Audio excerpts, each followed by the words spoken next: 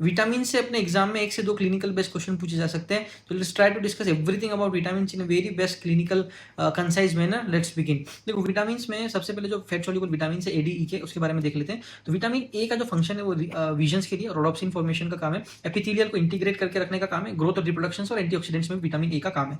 तो vitamin A की अगर डेफिशिएंसी हो जाती है तो पेशेंट्स में नाइट ब्लाइंडनेस होता है, जिसकी most important thing night blindness, it is due to vitamin A. साथ में बीटोट स्पोर्स दिखते हैं, ठीक है। तो बीटोट स्पोर्स कुछ इस तरीके से दिखता है कि this is the most typical, आप इमेज आपने अगर पीवाईक्यू किए होंगे मेरो पे तो आपको ये पिक्चर दिखी होगी, दिस इज द बाइटोट स्पोर्स, ठीक है। डिफरेंट डिफरेंट क्लासेस होती है डेफिशिएंसी की, बट आपको इतना याद रहेगा तो काम हो जाएगा कि Bitot's spots due to vitamin A, और इमेज पहचानना आना चाहिए, ठीक है। दूसरी चीज जीरोप्थोनिया, येलो विजन हो सकता है, तो this is due to vitamin A deficiency. अगर विटामिन ए ज्यादा है तो it leads to what, hyper vitaminosis A, जिसके कारण साइसिट इंट्राक्रेनियल प्रेशर बढ़ता है, leads to what pseudo tumour cerebri, hepatomegaly, hypercalcaemia, alopecia and dry skin हो सकती है, ठीक है।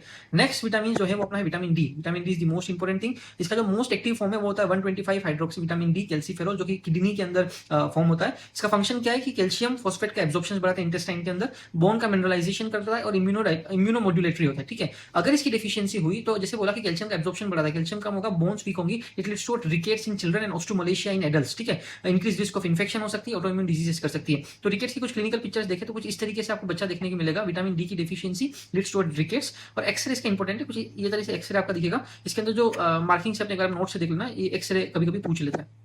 Next about vitamin E.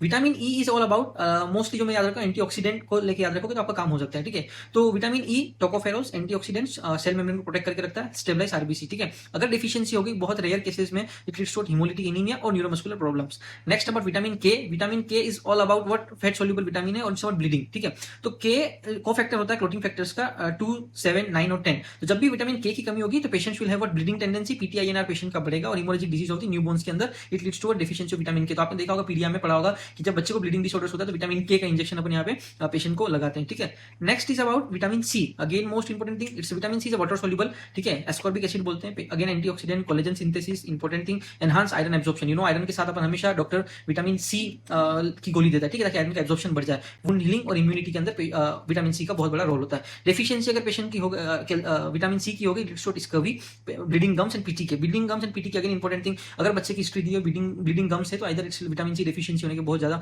Chances हो सकते हैं, ठीक है। Next vitamin is all about vitamin B12। Again most important thing, water soluble होता है, कोबालामाइन, ठीक है। Source you will read DNA synthesis, RBC maturation में इसका काम होता है, absorption it is with the help of intrinsic factor in ileum, ठीक है। Deficiency leads to what, pernicious anaemia. तो जब भी विटामिन B12 की डेफिशिएंसी होगी कौन सा एनीमिया होगा, पर्निशियस एनीमिया हो जाएगा, ठीक है। और साथ में इंपोर्टेंट चीज है न्यूरोलॉजिकल सब एक्यूट कंबाइंड डिजनरेशन होता है due to deficiency of vitamin B12। Again important thing, folic acid important thing है। Folic acid actually neural tube defect को प्रिवेंट करने के लिए अपन देते हैं, तो अगर फोलिक एसिड डेफिशिएंसी होगी तो पेशेंट्स में न्यूरल डिफेक्ट्स होंगे, ठीक है।